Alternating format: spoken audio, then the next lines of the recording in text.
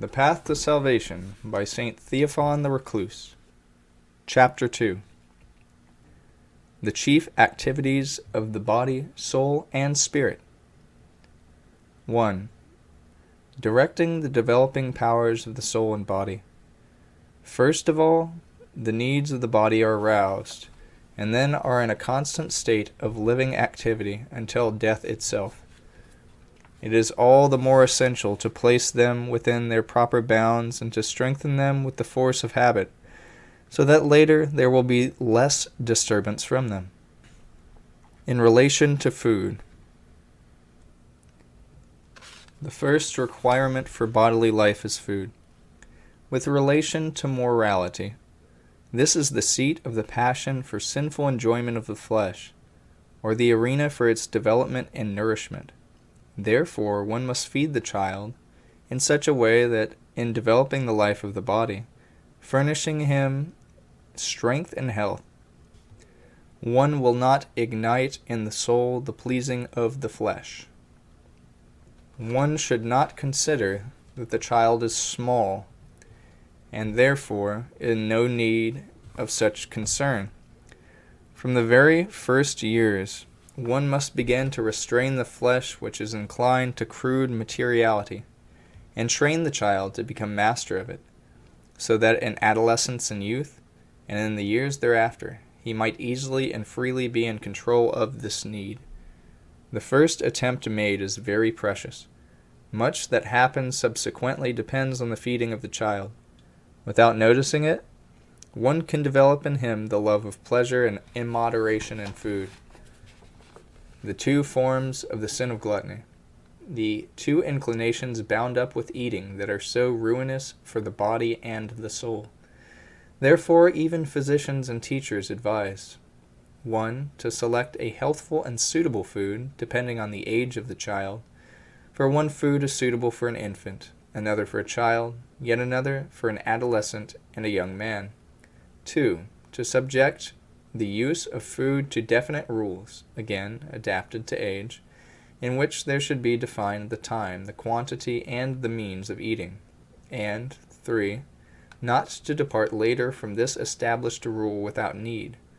By these means the child is trained not to demand food always whenever he wants to eat, but to wait for the assigned time. Here are to be found the first attempts at exercising oneself and denying oneself one's desires. When the child is fed every time he cries, then every time he asks to eat, he is so weakened by this that later he cannot refuse food except with great pain. At the same time, this accustoms him to getting his own will, because he succeeds in getting whatever he asks or cries for. Sleep also should be subjected to the same kind of measure, as should warmth and cold and other comforts which are necessary in one's upbringing, having unfailingly in mind not to ignite the passion for sensual enjoyments, and to train one to deny oneself. This should be strictly observed during the whole time of the upbringing of the child, changing the rules, it goes without saying, in their application to circumstances and age, but not in essence, until the child, being firmly established in them, will take himself in hand. In relation to movement, the second function of the body is movement. Its organ is the muscles, in which lie the power and strength of the body, the means of labor. With relation to the soul, this is the seat of the will, and it very easily develops self-will. The measured and sensible development of this function, giving to the body stimulation and animation, trains one to labor and forms the habit of stability. On the contrary, an unsteady development, left to the will of the child, develops in some a hyperactivity and inattentiveness, and in others a slowness, lifelessness, and laziness. In the former case, self-will and disobedience are turned into a law, in connection with which are to be found also aggressiveness, anger, and unrestraint in one's desires. In the latter case, one becomes immersed in the flesh and given over to sensual enjoyments. Therefore, one should have in view that in strengthening the powers of the body, one should not thereby inflate self-will and destroy the spirit for the sake of the flesh. To avoid this, the chief things are moderation, a definite schedule, and supervision. Let the child play, but let it be in the place and in the way which are indicated to him. The will of the parents should be imprinted upon each step, of course in a general way. Without this, the behavior of the child can easily become corrupted. After enjoying himself according to his own will, a child always returns unwillingly to obey even in the smallest things, and this is if it happens only once. What then can one say if this part of bodily activity is completely neglected? How difficult it is later to uproot self-will, which so quickly seats itself in the body as in a fortress. The neck will not bend, the hands and feet will not move, and the eyes will not even wish to look as they are told.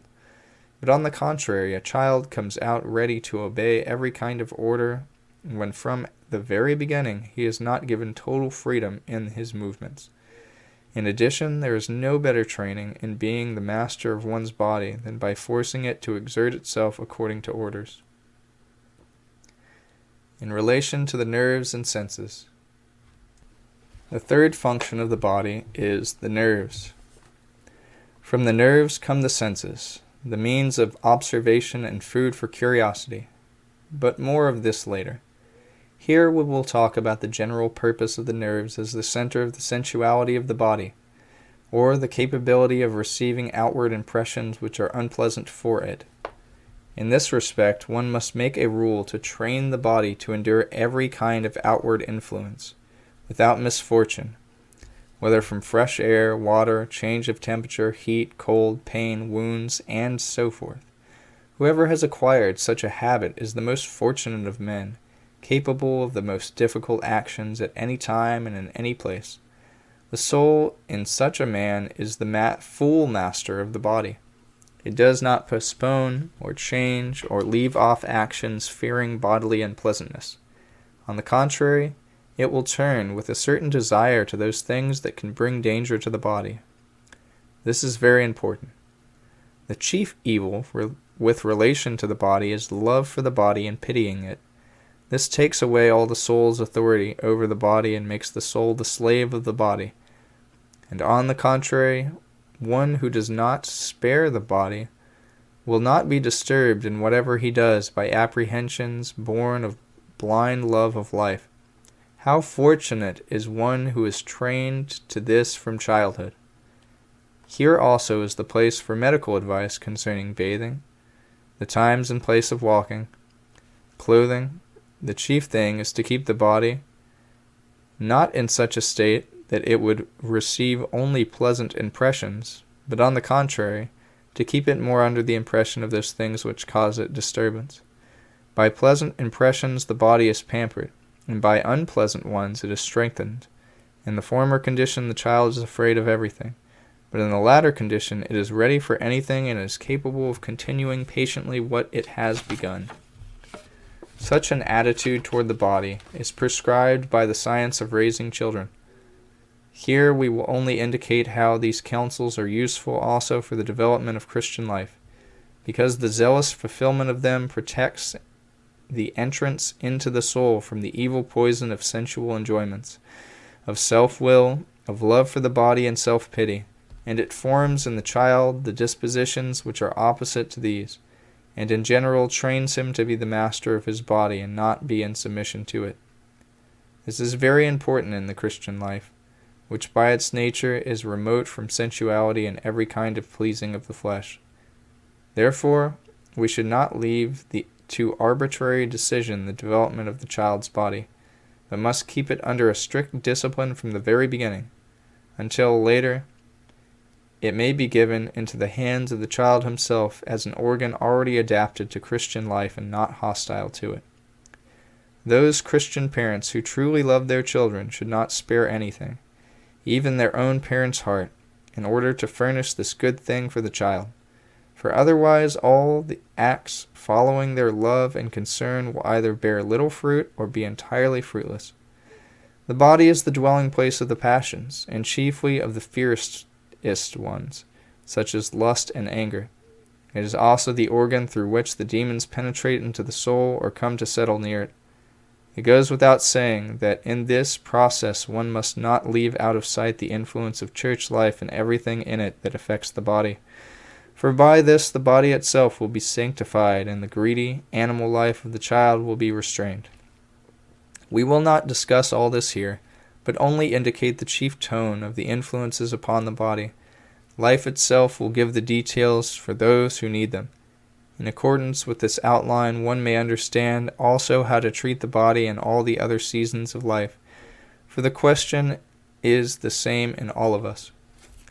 Together with the manifestation of bodily needs, the lower capabilities of soul are also not slow in expressing themselves in their natural order. The child begins to look more closely at one object or another, at one more, at another less, as if one pleases him more and another less. These are the first beginnings of the exercising of the senses, after which there follows immediately an awakening of the activity of imagination and memory. These capabilities stand at the transition point between the activity of the body and that of the soul, and the two act together, so that what is done by the one is immediately communicated to the other. Judging by the importance which they have at the present time in our life, how good and salutary it is to sanctify these first beginnings with objects from the realm of faith. First impressions remain deeply embedded in the memory. We should remember that the soul appears in the world naked. It grows, becomes rich with inner content, and undertakes various forms of activity only later. The first material, the first food for its formation it receives from outside, from the senses, through imagination. It is self-evident of what nature the first objects of the senses and imagination should be, in order not only not to hinder, but even more to aid the Christian life which is just being formed. It is well known that just as the first food has a significant influence on the temperament of the body, so also the first objects with which the soul occupies itself have a powerful influence on the character of the soul or the tone of its life. 2. Surrounding the child with sacred images. The developing senses furnish material for the imagination. The imagined object is preserved in the memory and comprises, so to speak, the content of the soul. Let the senses receive their first impressions from sacred objects, the icon and the light of the lampada for the eyes, sacred hymns for the hearing, etc. The child as yet understands nothing of what is before his eyes, but his eye and hearing become accustomed to these objects, and they, occupying the heart beforehand, by this very fact put other objects far away.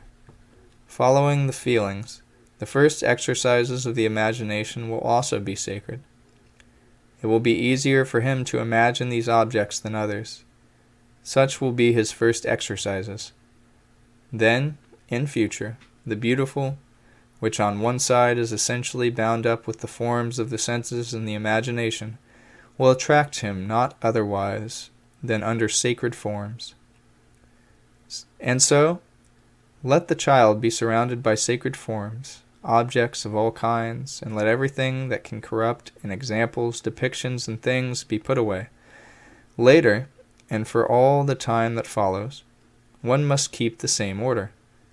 It is well known how powerfully corrupt images act upon the soul, no matter in what form they might touch it. How unfortunate is the child who, closing his eyes, or being left alone and going within himself, is stifled by a multitude of improper images, vain, tempting, breathing of the passions. This is the same thing for the soul as smoke is for the head. One should likewise not neglect the manner in which these powers act. What the senses do is to see, to hear, to feel, in general to experience, to test. This is why they are the first arousers of curiosity, which later, because of them, goes over into the imagination and memory. Having acquired a seat in them, becomes an unconquerable tyrant for the soul. It is impossible not to use the senses, for it is only through them that one may know the things one must know for the glory of God and our own good. But in doing this it is impossible to avoid curiosity, which is an irresistible inclination to see and hear without purpose what is being done where and how things are. How should one act in this regard?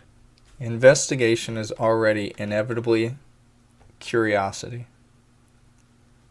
Curiosity consists of trying to know everything without order, without aim, without distinguishing whether it is needful or not. It is only necessary that one should preserve a measure and order in exercising the senses, and direct them only to what is needful and to awareness of what is needful. Then there will be no food for curiosity. That is, one must train the child to investigate what is considered to be essential for him, but to refrain from and avoid everything else. Then, in the very act of investigating, one should preserve a progressive order, not jumping from subject to subject, or from one feature to another, but looking at one thing after another and taking care afterwards to picture the subject in the mind in a fitting way. Such a method of study will save the child from distraction even in the midst of what is allowed. It will train him to master the senses, and through them the imagination. He will not jump from one thing to another without need, nor, consequently, will he dream and be distracted by images, and thereby give no rest to his soul, muddying it with the ebb and flow of his loose fantasies. One who is unable to master the senses and the imagination will inevitably be distracted and inconstant, being overcome by curiosity, which will chase him from one subject to another until he is exhausted, and all this without fruit. At the same time, with these capabilities, the passions arise in a child and begin to disturb him from an early age. The child does not yet speak, does not walk, has just began to sit and grasp toys, but already he becomes angry, envies, takes for himself, is selfish, and in general manifests the activities of the passions. This evil, which bases itself on the animal life, is very harmful. Therefore, one must oppose it from its first manifestations. How to do this is difficult to define. Everything depends on the good sense of the parents. However, one must lay down the following rules. 1. One should, as much as possible, anticipate their appearance. 2. Then if some passion has appeared, one must hasten to quench it with well thought out and tested means. Thus they are prevented from becoming rooted, and a predisposition to them is avoided. A passion which reveals itself more frequently than others should be treated with special attention, because it can be the ruling element of one's life. The most trustworthy way of treating the passions is the use of the means of grace. One should turn to them with faith. Passion is a manifestation of the soul, and in the beginning parents have no way of acting directly on the soul. Therefore, first of all, one must entreat the Lord that he might do his work. Experience will be a further guide in this for a zealous father, mother, or nurse. When the child begins to understand, the general means of fighting passions can be used. One must arm oneself against the passions from the beginning, and persecute them thereafter for the whole time of upbringing, so that the child might be able and might become accustomed to mastering them, for their disturbing attacks will not cease to the end of one's life. 3. Forming attitudes. If the prescribed order of action on the body and the lower capabilities is strictly kept, the soul will receive from this a splendid preparation for a truly good attitude. However, this is only a preparation. The attitude itself must be formed by a positive action on all his powers, mind, will, and heart. The mind. In children, the power of thinking is quickly manifested. It comes at the same time as speech and grows together with the development of the latter. Therefore, the formation of the mind must be begun together with words. The chief thing to be kept in mind is that there should be sound concepts and judgments in accordance with Christian principles about everything the child encounters or that comes to his attention. What is right and what is wrong, what is good and what is bad. This is very easy to do by means of ordinary conversations and questions. Parents often speak among themselves. Children overhear and almost always assimilate not only the ideas, but even turns of speech and gestures.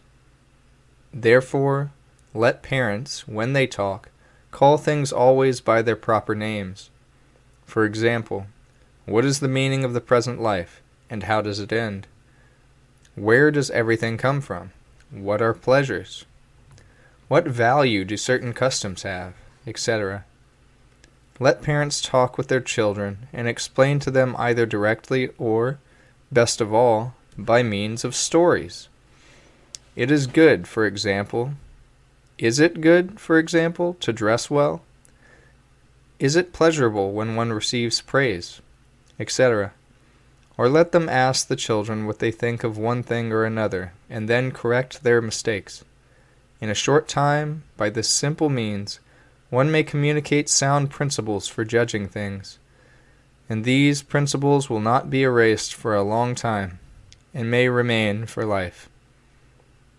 In this way, worldly thinking and evil, insatiable curiosity, are suppressed in their very root. Truth binds the mind to what satisfies it, but worldly thinking does not satisfy and thereby ignites curiosity. One does a great favor to children by saving them from this worldly thinking, and this is still before they begin reading books. Further, one must on no account give children books with corrupt concepts. Their minds will thus be preserved whole, in holiness and divine healthiness. It is useless not to try to exercise the child in this way, under the supposition that he is still small. Truth is accessible to everyone.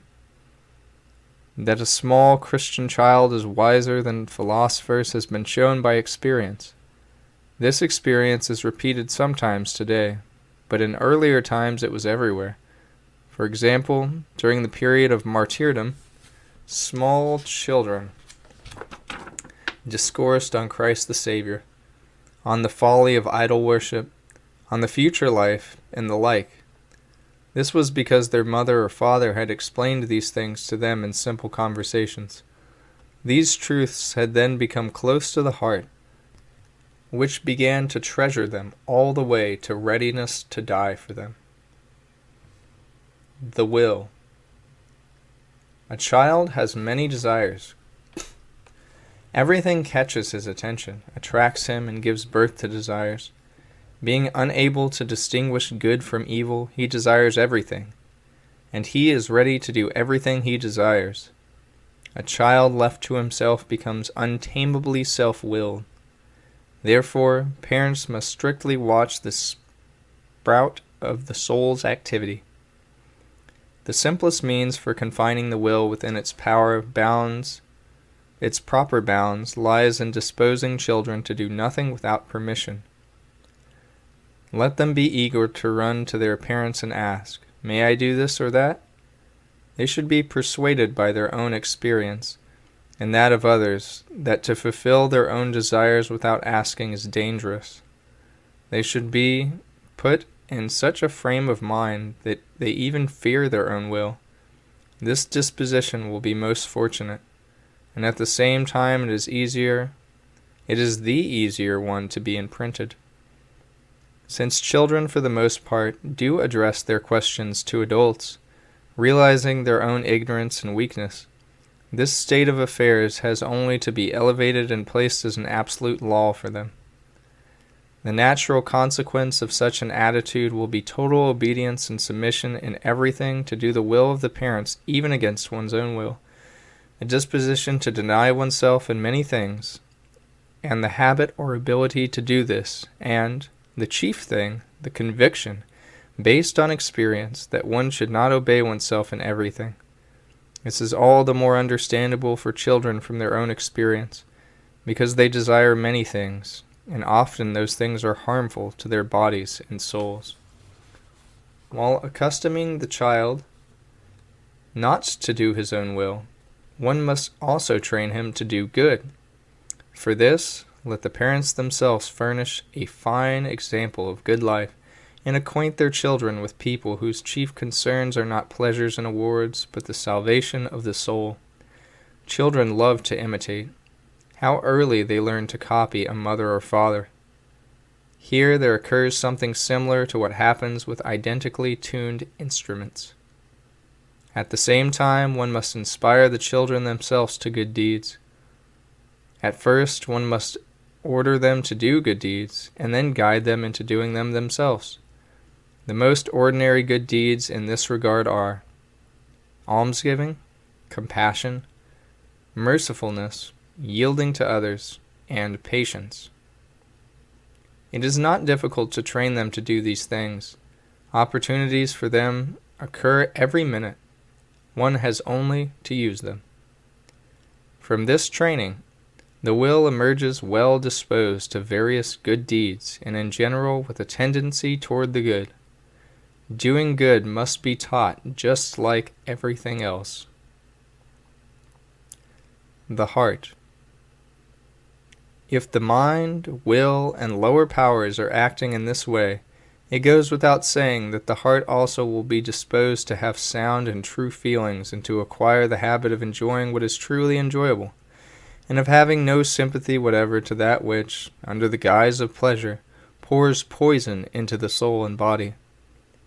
The heart is the capability of tasting and feeling satisfaction. When man was in union with God, he found delight in divine and sacred things by the grace of God.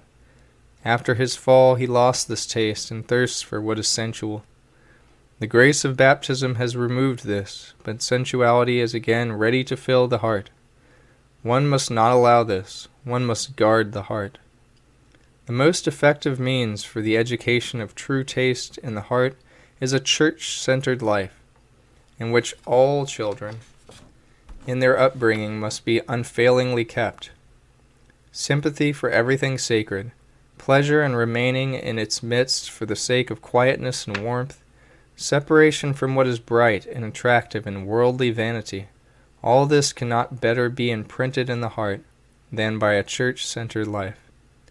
The church building, church singing, icons, these are the first objects of fine art in content and power. One should remember that it is in accordance with the taste of one's heart that the future eternal mansion will be given, and that the taste in one's heart there will be the very one that is formed here. It is evident that theaters, shows, and similar things are not suitable for Christians. A soul that has been calmed and ordered in this way will not, in accordance with its natural disorderliness, hinder the development of the spirit. The spirit develops itself more easily than the soul, and it reveals its power and activity earlier than the soul's. To the spirit belong the fear of God, corresponding to the mind, conscience, corresponding to the will, and prayer, corresponding to the feeling. The fear of God gives birth to prayer and makes the conscience clear. There is no need to direct all this to the other, invisible world. Children already have a predisposition for this, and they assimilate these feelings.